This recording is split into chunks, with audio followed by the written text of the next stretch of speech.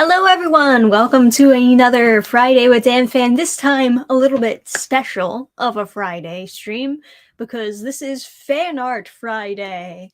Yay! Yeah, we're going with the green lights today. Normally I like purple or blue, but I figure, St. Patrick's Day, might as well get into the holiday with some green lighting. It's not my favorite color, but it works. It's green, and so are four-leaf clovers. Yes, I'm cultured. I know stuff. So for those of you who are new to the concept of Fan Art Friday streams, I'll give a brief recap for what these are exactly.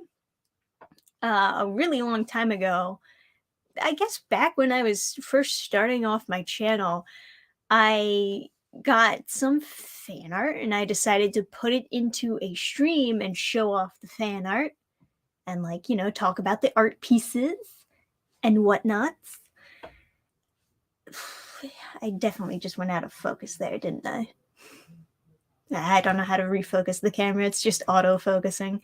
But yeah. So for a very long time, I've been doing these streams every now and then. For a Friday stream, I just show whatever is the newest fan art.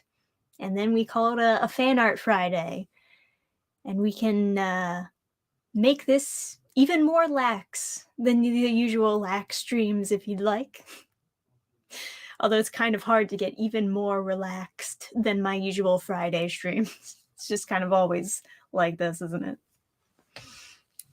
So yeah, I don't have too many pieces of fan art, but I figured since it's been a while since my last fan art stream, I should do one. It's been like roughly a year, maybe a little bit less than a year, maybe a little bit.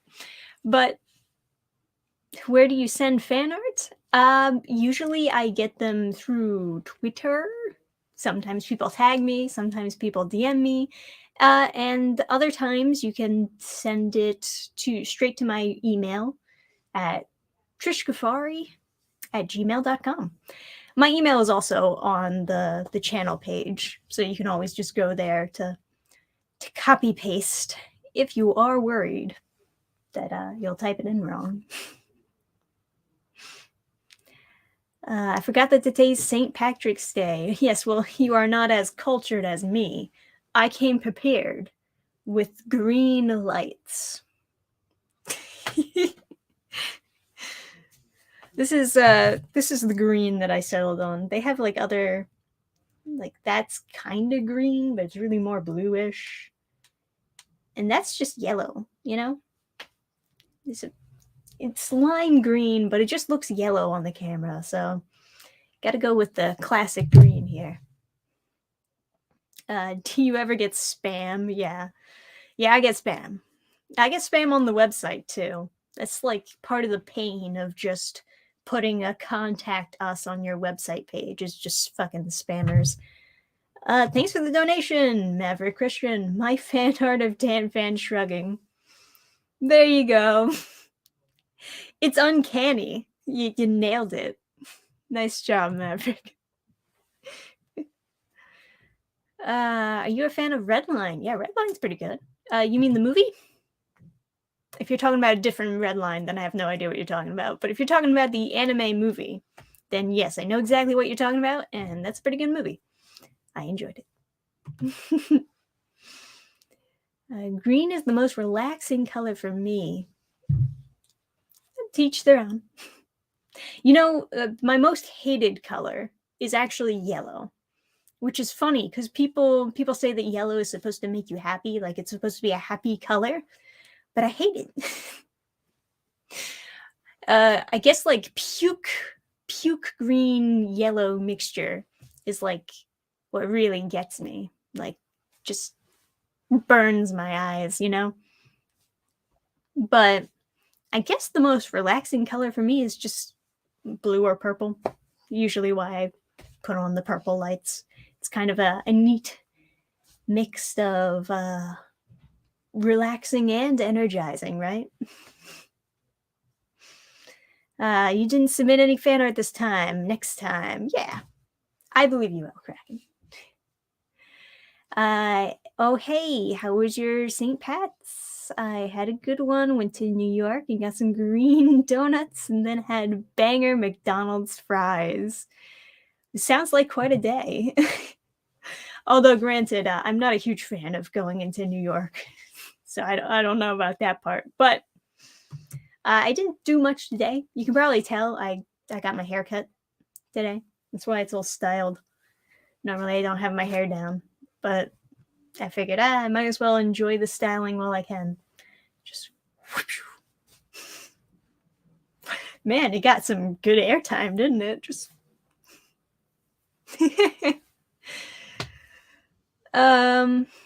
green, blue, and purple are core colors, which makes them soothing. I guess so. I don't mind turquoise. Green, just like hard green, I feel like it's a little bit it's kind of, it's kind of edging more towards yellow, which is much more of a warm color. All right, I guess we'll get into the fan art. This is just the fan art that I could find, granted. Like, for those of you who might have sent me fan art during the time I didn't have my laptop, maybe I didn't get it, because there was just, a period of time when I did not have any computer or any way of downloading or saving stuff, and some stuff I might have had saved and then it just got all wiped away, just gone with the wind. But this is what I could find. One of these, I don't know if I've already shown before, but we do what we can with what we have on this channel. So first one, you know what? I'm looking at it now. I think I might have shown this one before, but I'll show it again because why not? This one comes from 9 Meow at FH Palacios Z. Try saying that 8 times fast. But this is pretty cute. This is me, nicely painted, wearing my Sugoi Dekai shirt. Very good stuff. Oh, it's a fan art of you. Yes. Yeah, it's me. It's me. I don't know if I showed it for the last fan art stream, but I figured I'd just add it just in case, because I do really like it. It's cute. There's a certain art with simplicity, and this is one of those good, cute, simple ones. Yeah, it is a good use of colors. It's very good. So, great job to 9 Mia. I'm definitely butchering this name, but you know what? We do the best we can with what we have. It looks a lot like you. Well, thank you. I gotta get my hair in pigtails for you to see the resemblance. Yeah, it looks a lot like me. Much thinner glasses. Mine are so thick. I've got like the thickest lenses. Whenever I take off my glasses, people say I do like a Clark Kent, don't even look like the same person. And it's really just because my glasses are blocking 90% of my face. So you can't see my whole face. You don't know what I actually look at like until I take off the glasses. Okay. And then we go over to the next one. The Eliminator. There's the silhouette of Ellie in the background. Ellie the Eliminator, one of my comics, for those of you who don't know. It looked like she just got slashed into oblivion. And then we got super JoJo looking Dan Fan over here, saluting with the hat, saying bye-bye to the to the Ellie that I guess she just slashed in the background. Is she getting shot? Yeah, I don't know. It just looks like blood or perhaps oil, since she is a robot. That's all spurting out of a wound on the shoulder. And this was done by Tom Reyes.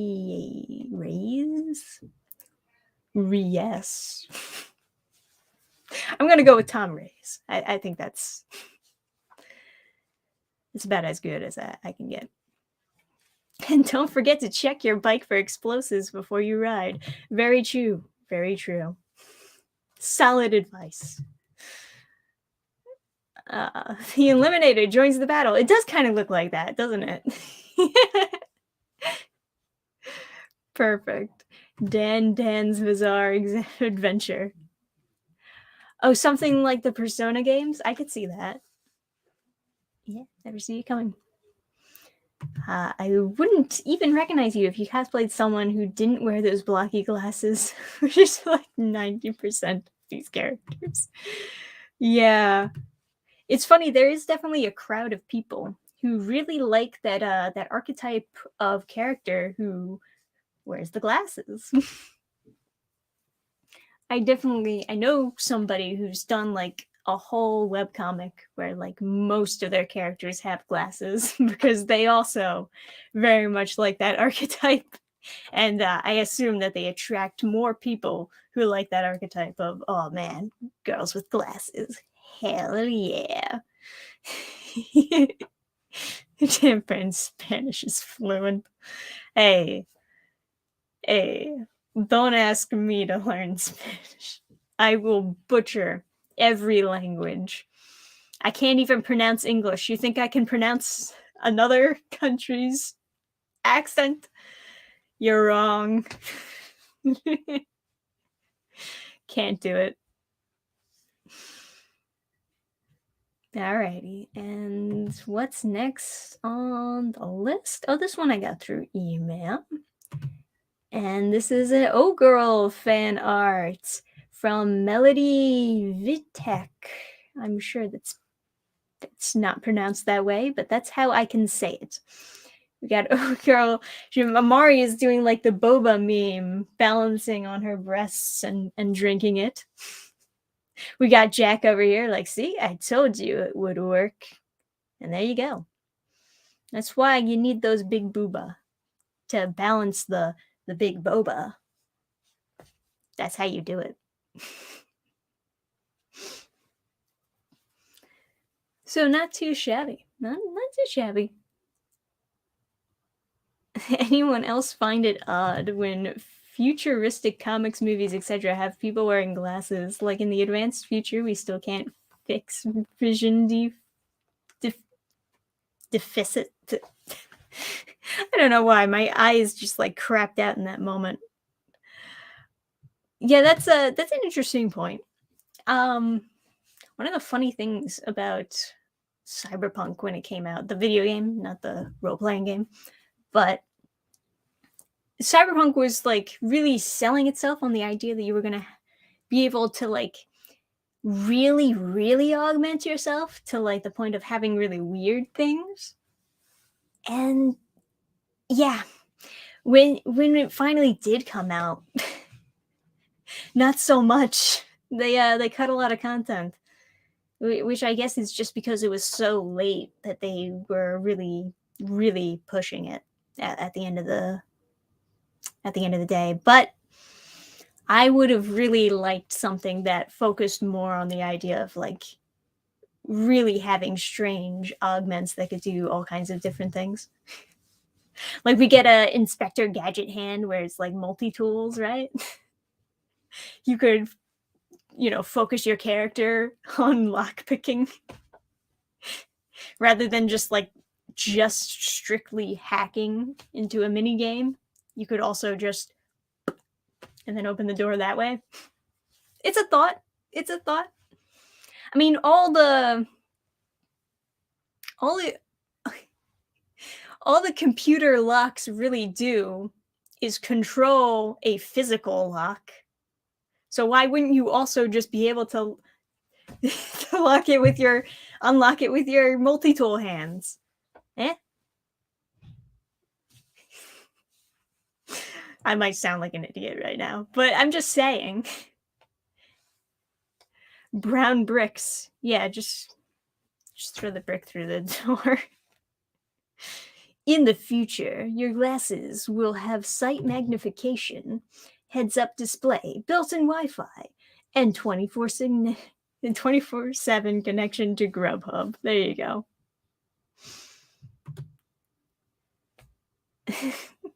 Lockpicking and practicing law. Yeah, right. But you could see it, right? You like hack to turn off the alarm system, and then you just use your gadget hands to like open up the door. I don't know. Alternatively, you could just blow up the door. There's multiple options, right? But yeah, fair point. I guess there's all kinds of different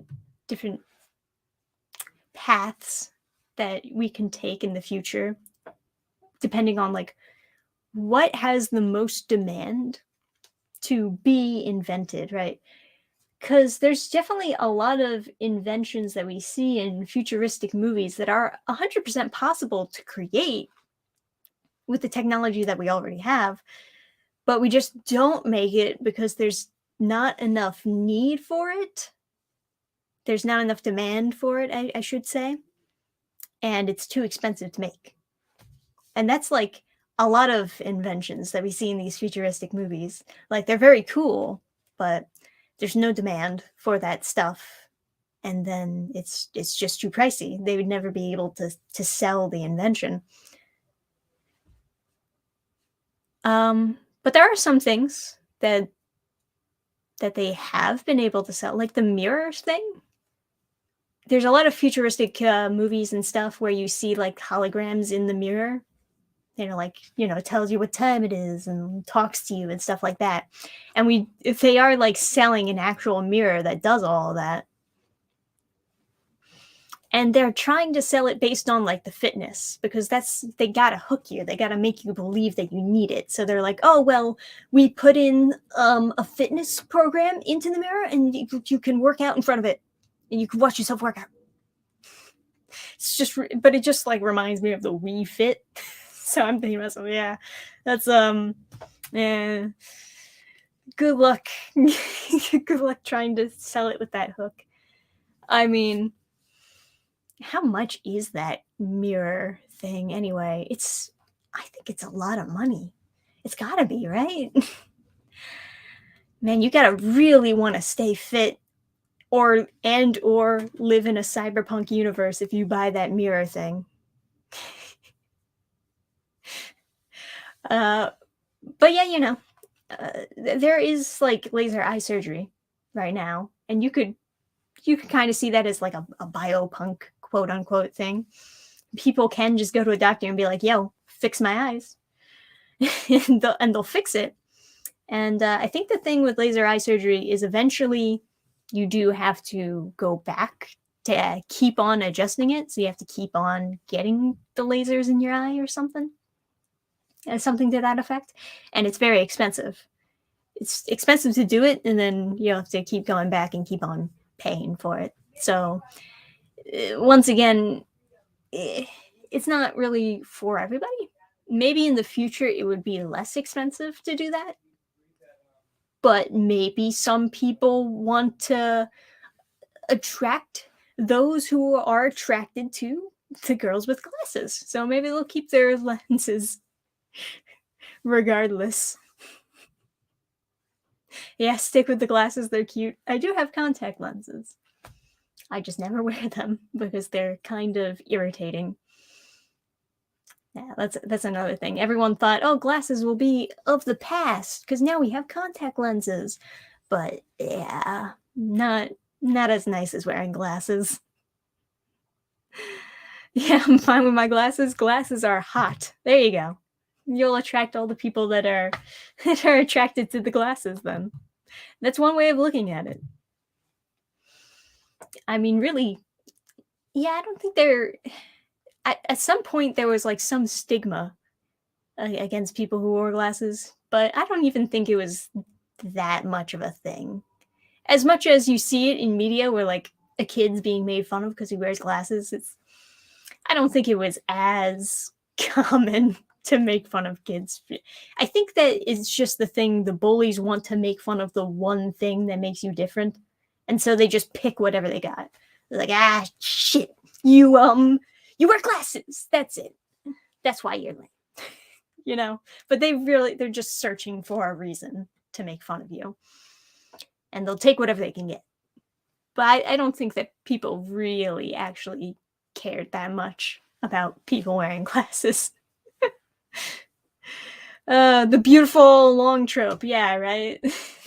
That they take it to another level with that, where like you can't. I guess that's true here too. Like my glasses, they're covering up 90% of my face, so you can't see my face. That's why it's a Clark Kent move. Whenever I take them off, you see my face, and it's like, oh shit, that's what she looked like. To be fair, I guess some lenses are just really, really thick, and it's hard to see the person behind it. But yeah. Anyway, we should keep going through the fan art before I get too off topic. Yeah, this love to draw at deviantart.com did a little art piece of me. It looks like I'm gonna assume digital watercolors. But that would be pretty impressive if this was just scanned in. Oh, it might have been scanned in. I see some texture. Granted, texture can also be recreated digitally. But when I first looked at it, I thought digital. Now that I'm, now that I'm getting a more clear look at it, I think this is actually just scanned in because I'm noticing, yeah, this was scanned in. Very nice. I admire the dedication. Honestly.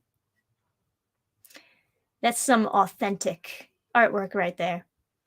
Very nice. That's Love to Draw. DeviantArt. I don't know how permanent DeviantArt accounts are, but you can also find them on like Twitter and stuff at Love to Draw, I believe. And the chalkiness on the whites. Yeah, I did notice that. But also part of it was because I was like, oh, went out the lines here and like overlap the lines here. And, those are things that I think if you're a digital artist, you want to be, you're much more careful about like fixing mistakes. And maybe that's just because as a digital artist, you can fix a lot of mistakes. So you feel like you should, But there is a charm in just like kind of leaving it in because it does make it seem more authentic,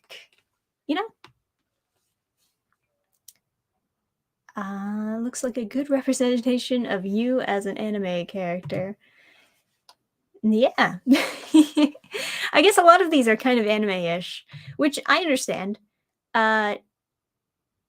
Definitely, I also take a lot of inspiration from like anime style, mostly because it's most of what I'm reading myself is a lot of manga. Not that I don't read any indie comics. Obviously, I read indie comics too. But yeah, there's a lot of manga that I'm reading.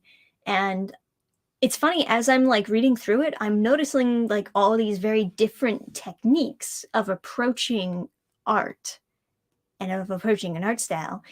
And I guess I don't really read manga as like the casual audience would be reading the manga, because I'm not just like enjoying the story and enjoying the art, but I'm like taking notes for the art and for how they're displaying the story.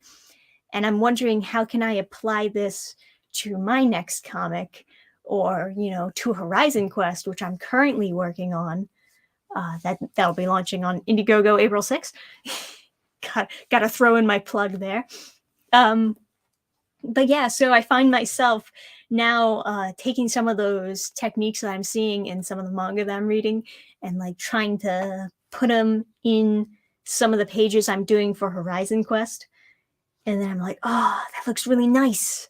But I didn't do it for all the previous pages. So I got to go back and do the previous pages. And then as soon as I go back to like re-implement something into the previous pages that I just started doing, of course, I'm like catching mistakes.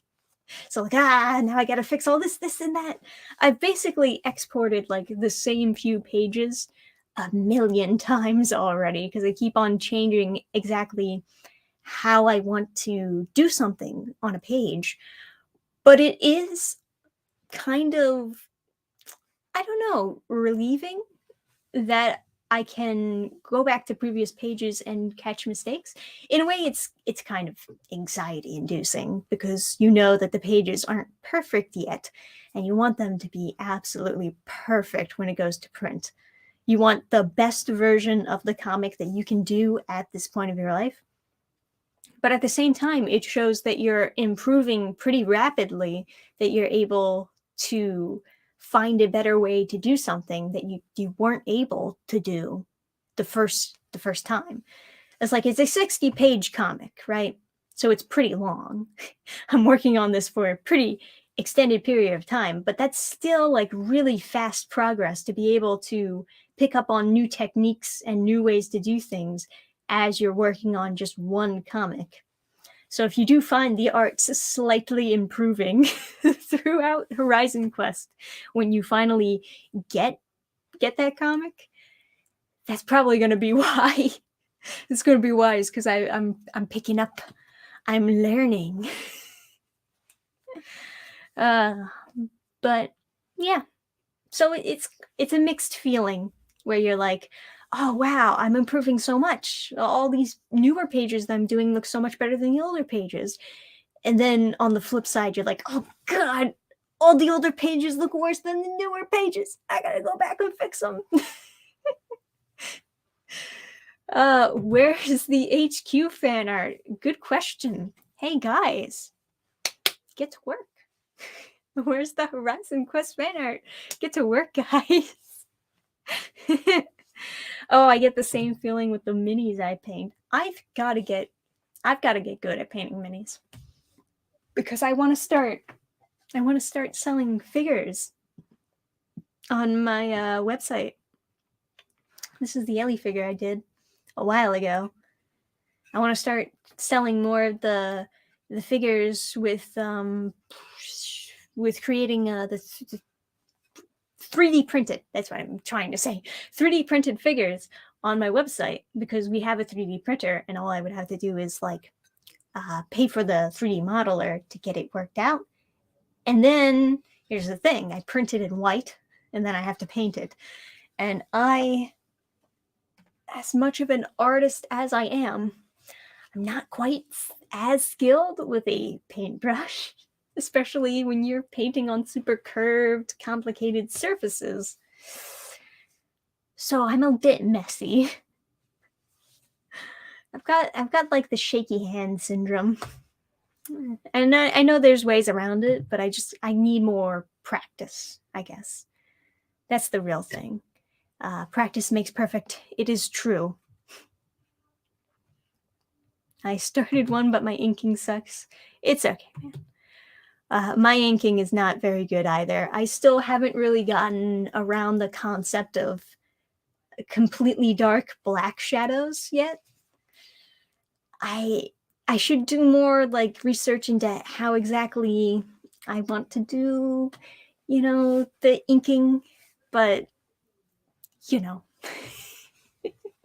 because I have so many shades of gray that it doesn't start to look very contrasted after a while. So I should be doing more pure pitch black shadows so that I can actually make things pop out more.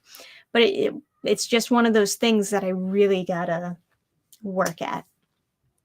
Are you drawing the pages in chronological order, or do you skip about? For the most part, I draw them in chronological order. But sometimes I do skip pages. sometimes if it's just like too complicated of a page and I'm just not feeling it that day, I'll just go to the next one. And sometimes if the page needs to be edited, if like we're not sure if we want the art on that page to be the art for the page, like if we want to move panels around or something, I'll just skip over to the next one. But yeah, for the most part, it's in chronological order though. But yeah, I'm trying to easy up on the heavy black inks myself. Well, I think your inks look really good, honestly. But yeah, I just don't have, I have too much white space and I gotta figure out how exactly I want to do it. How long does it take you to finish a page? I average for inking, once like the sketches are all done, I average about like 1 page a day. Sometimes on a good day, I'll go 2. I'll go 2 pages on a good day. But overall, it's more like 1 page a day. And I've been getting a little bit slower. I wanted to average 2 pages a day. That was like my goal. But there's just too many things to do in a day. And I also have to keep up with the streams and the videos. And I'm helping Adam with his videos. And we also do gaming streams together. And we got a wedding coming up. There's just too many things. So I gotta like pace myself. So I'm sticking with the 1 page a day. It's what I can handle. But yeah, I guess we'll go to the next art piece. Oh, this one's lovely. This is from Full Chain Art. You can find them at Royce Ramos, or if you look for the username Full Chain, talk right. You see, you expect me to pronunciate other people's languages when I can't even speak English. Can't do it. Oh, there's a little something written. Thing is, though, if I didn't quit my job, it would have killed me. Hugs to you and Adam, stay true. Aw, that's so cute. It's so sweet. Thank you to Full Chain. Yeah, this is nice. It's very good, isn't it? Pronunciate harder. Yeah, that's the key. You just gotta say it with a super heavy American accent, and then it's fine. Oh man. I learned the hard way years ago not to ink with Sharpies. They bleed over time and become blue. They also release poison that'll make you a little bit lightheaded. I do sign with Sharpies though. I was trying to get like the fancy Sharpies, you know, like you might have noticed for the It's Not Like Getting a Job Will Kill You comic, I did like the silver signatures, and I think those were Sharpies, but they look nice. It's a shame I'm not wearing my cat hat for this. I should be like doing the compares, right? I think Full Chain definitely nailed the thickness of the glasses, though. That's about right. That's about the thickness on my face. They are perhaps a tad too thick. My glasses, not the art. My glasses are a bit too thick, maybe. But I do need them this thick because my vision is really bad. Like awful, honestly. No cat ears. What is this sorcery? Yeah, right. They did the beanie without the cat ears. I gotta say, whenever I'm reading these these DCYAs or these other comics where they introduce some other character with like a hat with cat ears on it, I'm like, oh no, they're trying to appeal to me. Ah, it's like double the cringe, you know. But it's also like, maybe I should burn that hat with the cat ears.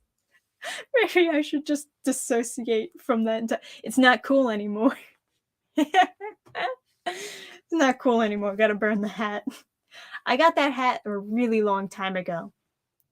Really long. Like that was early teenage years, I would say, when I first got the cat hat. I liked those hats for a while too, with the animal ear hats, and I got a lot of them. I got some of them as gifts as well, and I was collecting them. But I guess now they're not as cool anymore.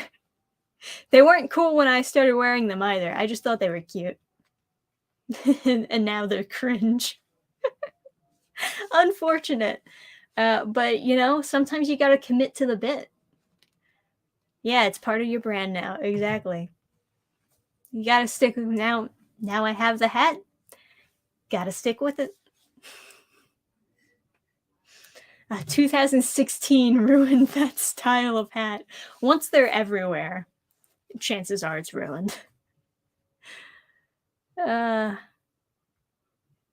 saw Yo Boy Zach's video on SJW Marvel and DC Comics, and it seems that they are appealing to the boomers. I don't know. What comics would be appealing to the boomers these days? Definitely not the YA comics. I can tell you that much. I don't know who the YA comics are trying to appeal to. I think mostly wine moms. Mostly wine moms. You gotta be really drunk to enjoy them, so.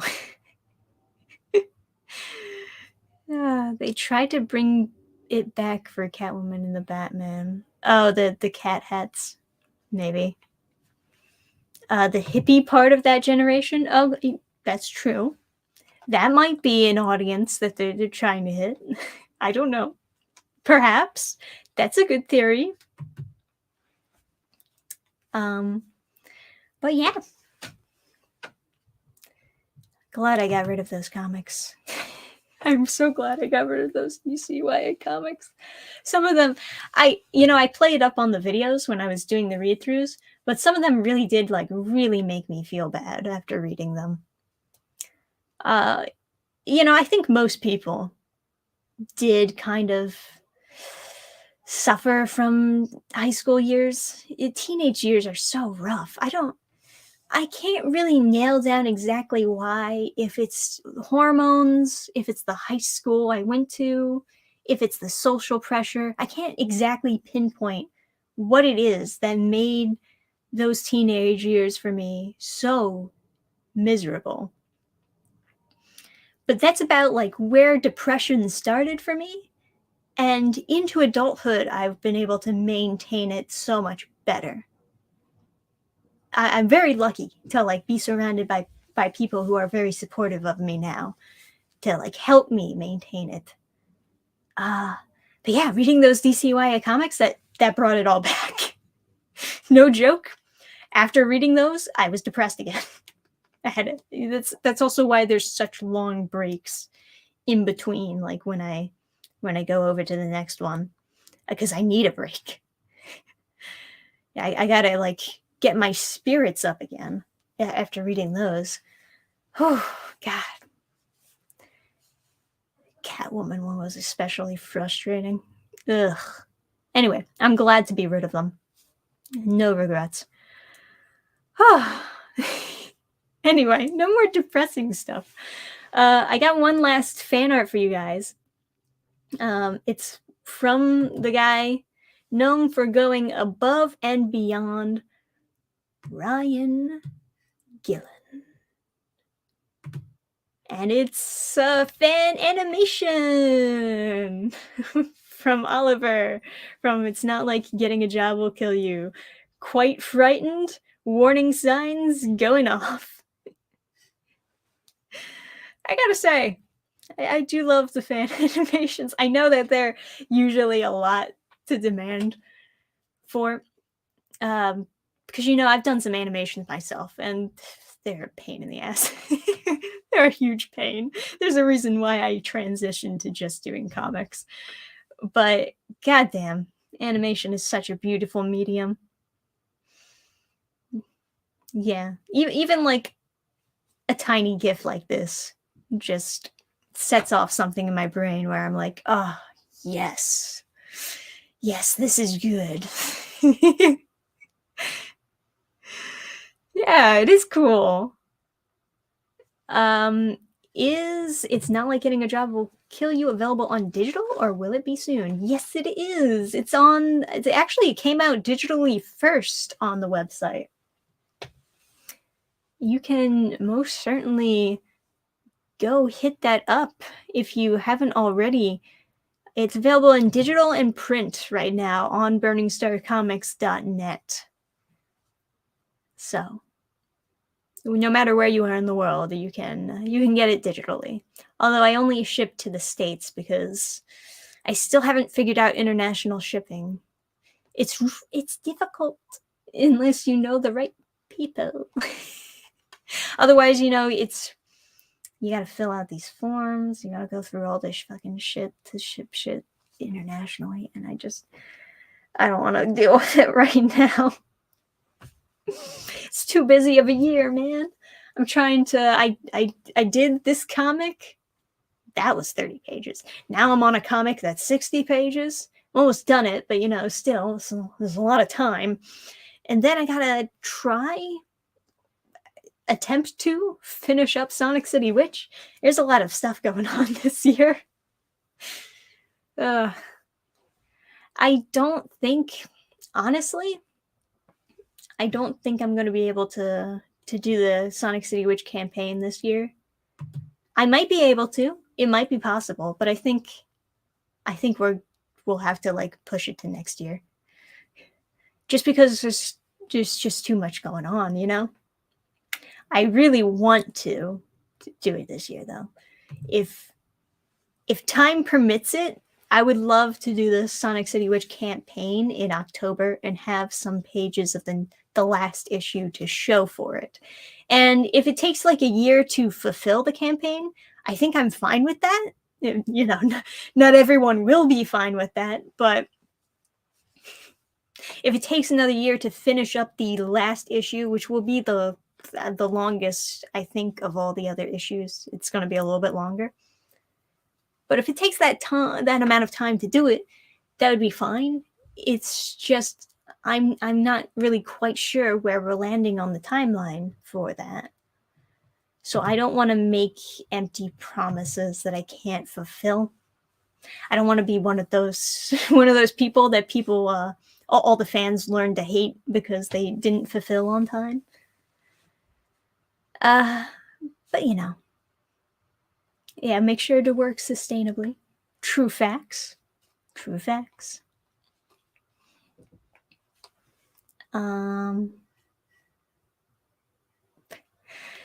There's a conversation that I completely missed. If we won the lottery, we could draw our comics sooner. It takes so much time. It really does. It really does, especially when you have other jobs to attend to. I mean, I don't have like a very... I do like multiple things, Comics is what I'd like to be my main thing. And it is what I spend most of my time on more than anything else. But I do have like other tinier jobs that I gotta do. And I guess like YouTube is one of those things. I gotta make the videos for YouTube. And now I got an editor, so it's a lot easier. So then I make time for like my third job and and so on and so forth. But it's all the itty bitty tiny jobs that make up for the income that you get at the end of the year. And what I'd really like, not that I would ever stop doing YouTube videos or cut you guys off completely, because obviously I do enjoy like communicating with the fans and talking about stuff and sharing fan art and just chilling on Fridays. This is fun, But man, I'd like to definitely cut off some of the other tiny jobs to just do comics as a full-time thing. If the income was there, I would have already done it, But yeah, got to time those releases well. Very true. Very true. To be honest, I was worried when I was coming out with It's Not Like Getting a Job Will Kill You. I was mostly doing it because I wasn't quite sure if I would get the files back from my computer. And then after a while, it was like confirmed that I would not get the files back and that I would have to redo everything from Horizon Quest. So I was trying to time them out so that I would have at least a month to kind of promote each comic. But maybe I should have started promoting Horizon Quest a little bit earlier. I don't know. I do what I can with what I have. Because I'm also thinking about when I'll be fulfilling the comic and trying to space that out with when Sonic City Witch issue 3 would come out. So that while people are getting the other comic that they backed, there's already a new comic out for them to look at. And who knows? Who knows with the campaign for Sonic City Witch? But it is what it is. I'd love it if I didn't have a day job to support myself. I could spend more time on things like Vidya and drawing. Yeah, I know that feeling. Definitely. Oh man, all the comic projects that would be done right now if it was just a full-time thing I could do. Granted, I'm already like busting out as many comics as I can.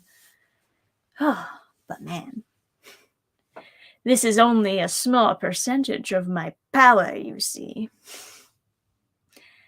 Go on EBS, broaden your audience. CG loves its based creators. I am pretty based. Yeah, the end goal is to survive based on just my comic sales alone.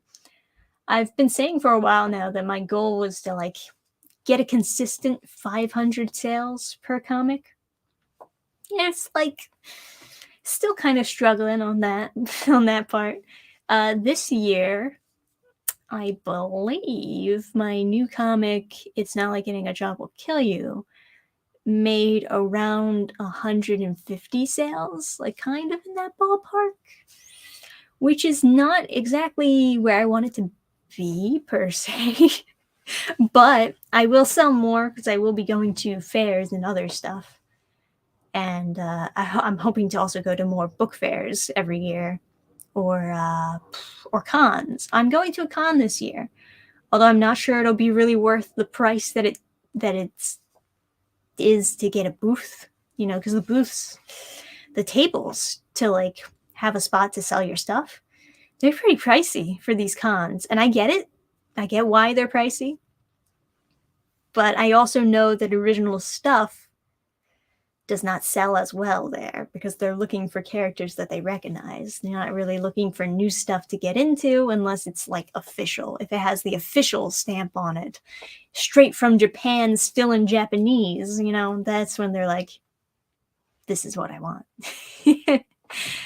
But, I'll see if it's worth it, perhaps. I'll see if I can reach the fans that way. Maybe I'll even see a couple of you guys out there. Who knows? Maybe I'll run into some fans with a PH. Some Dan fans at the cons. Who knows? I was applying to a bunch of them, and a lot of them were like already completely spots filled. And I don't think it's because I didn't apply quick enough, honestly. I think it's either because the people from last year applied in advance, like right after taking down their booths, or it could be because of private signups. Like they're reaching out to people to come set up their booth because of their popularity or whatever reasoning. But yeah. I mean, like I signed up for a lot of them right when it was possible to sign up, like right when the sign up page was open. I sent in an application and they're like, sorry, Out of room, out of spaces. My bad. But yeah, you know, do what you can. We'll see if it's even worth it in the first place. We've gone to a bunch of other fairs besides cons. You know, we've gone to like book fairs at libraries, and we've gone to like local fairs that are just like in the neighborhood. We've gone to street fairs. You ever see the streetfairs.org? Yeah, we've gone to those street. They suck. Never go to one of those fucking street fairs at streetfairs.org. At least to sell, never go to one of those. They suck. They're garbage. I hate it. Money wasted, just lit on fire. No, we did sell some stuff, but they were just really bad. People who go to those street fairs, specifically the ones that are being organized by streetfairs.org, the people who are setting up there are people who are just advertising their company. And so they're giving out a bunch of free stuff and they're like bribing you. And then other people are just the food truck people who will make money no matter what. No matter what's at the street fair, they're going to make money on people who get hungry. But yeah, people were just straight up coming up to our table and just asking, what's for free? What's for free? Oh, look at all these comics. Oh, is this all free? And it's like, no, we're selling stuff. It's a fair. It's a street fair. And then they leave. Like, oh, well, it's not free. And you know, another thing is a lot of families who are bringing their unruly kids, they figure, oh, it's a free event, so we'll go here and we'll spend the day here. And that'll be kind of like having a little family outing, right? It'll be kind of like spending money if we just go to a place where they're giving out free stuff. So, you know, they're kind of like poor families. Or I don't even know if I would call them poor so much as just like cheap families who are just looking for a cheap way to spend time together. They also go to these street fairs. And not only do they only take the free stuff, but they'll also like just allow the, like, okay, so Adam does 3D printing. So he 3D printed a bunch of toys and fidgets to sell at a street fair once. And it happened on multiple occasions, especially for the streetfairs.org ones, where families would allow their kids to go play with the toys and like smash them against the table, wouldn't say anything, didn't give a shit. I think maybe one or two of the kids broke the toys that we had set up, and then the families just leave. They're like, okay, we're done playing with the toys. They leave. They don't offer to pay for the toy. They don't say that they're sorry or anything. They just brought their kid there to have some free fun, and then they get out. They just get their free stuff and get out. And then we lose money because they broke our toys. It's like, God damn, that wasn't very nice. You break, you buy, a wise Chinese practice. Yeah, you know, we're not very aggressive people. And I think sometimes people take advantage of that we're very nice and approachable. Because they figured, oh, so I can just step on you, huh? Like, oh, shit. But I really do think it has more to do with the crowd and more to do with the type of people going to these places than it does anything else.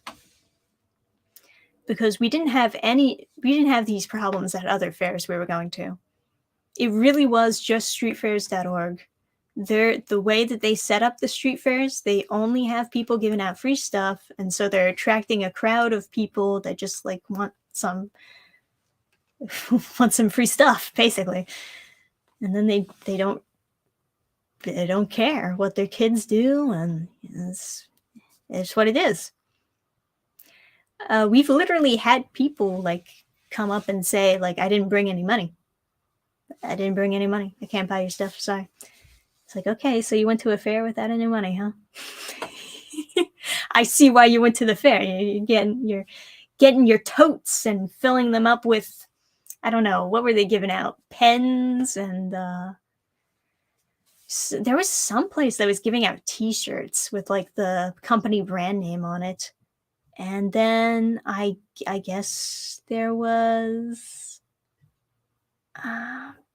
what do they call those? They're like stress balls. Yeah, they sell the little stress balls.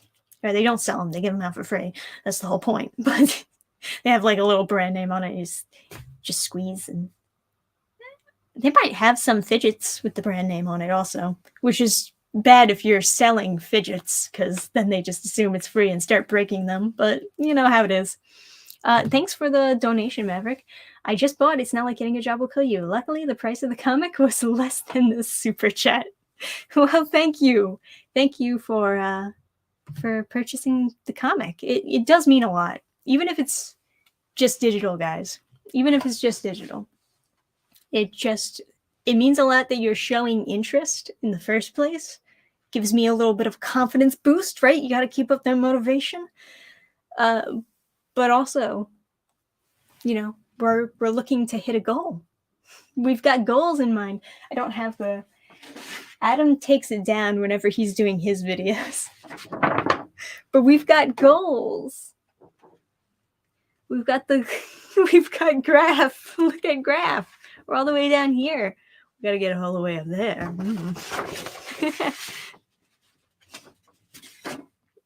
Fidget spinners are still a thing. Funny fact, there's a lot of other different fidgets that are becoming more popular.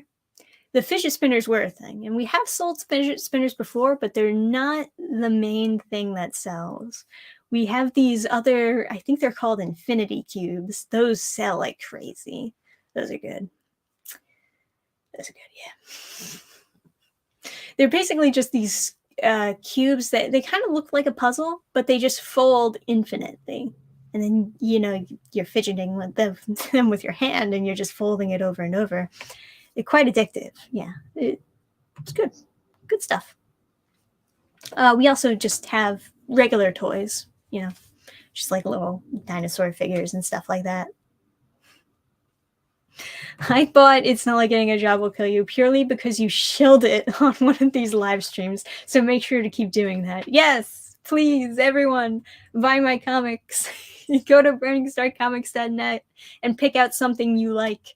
I have like almost every genre on there. You're sure to find something. And of course, oh, I should put up the fucking, oh, I'm such an idiot. I'm such a doofus. No, I should put up the, in the description, of course, is the mailing list, but I'll also post it here. It's the mailing list for Horizon Quest, which is my new comic coming out. It's not out yet, but it will be. See? There it is. It's going to be launching on Indiegogo April 6th. Yeah, and then you'll be able to get print copies of Horizon Quest. Like I said before, my art style is leaning more and more anime as the years go by, because that's mostly what I've been reading. It's kind of how that works, you know? If you've been reading a lot of one thing, then that's going to be like how you draw it.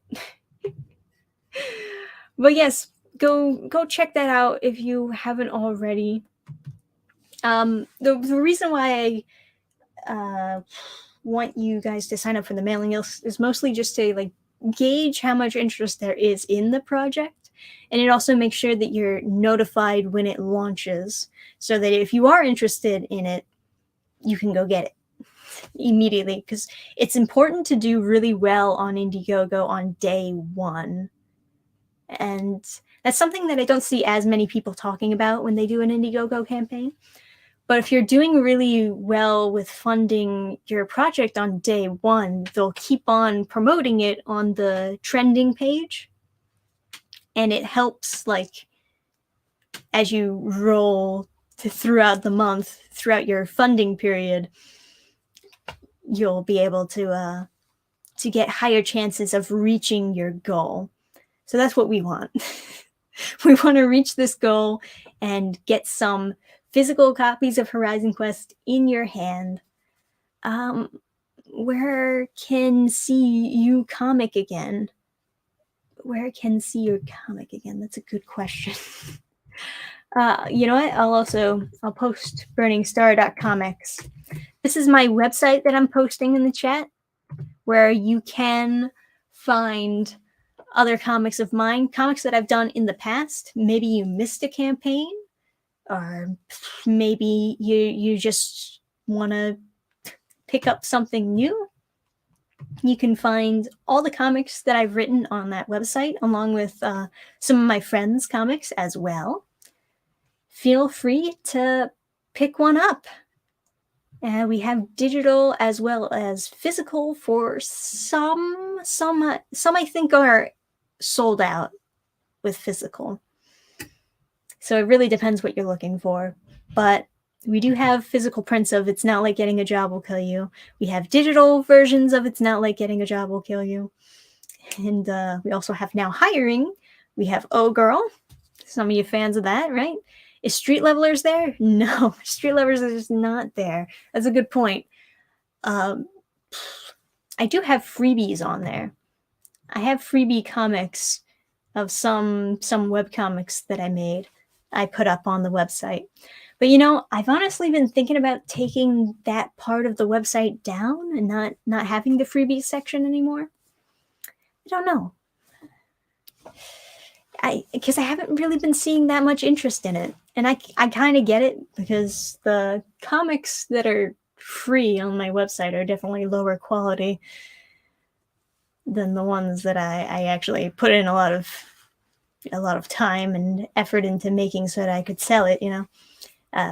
Mostly just because they're older. But oh, guys, I gotta head out. Actually, we're past the hour mark, and I gotta skedaddle. But don't worry, there's gonna be more videos next week. We'll do another Friday with Danfan. You know what? I'll probably be doing a gaming stream tonight. So if you're subscribed to the gaming channel that's in the description, you can check out when we stream later tonight. We do stream quite late at night, though, I gotta say. So you gotta be like a really late a night owl to join us for the gaming streams. But I'll see you guys next time. Thank you so much for coming on stream, talking with me. Happy St. Patrick's Day. Go out there and have a lucky day. Go get the lucky charms and stuff. And drive safely. We'll see you guys next time. Bye.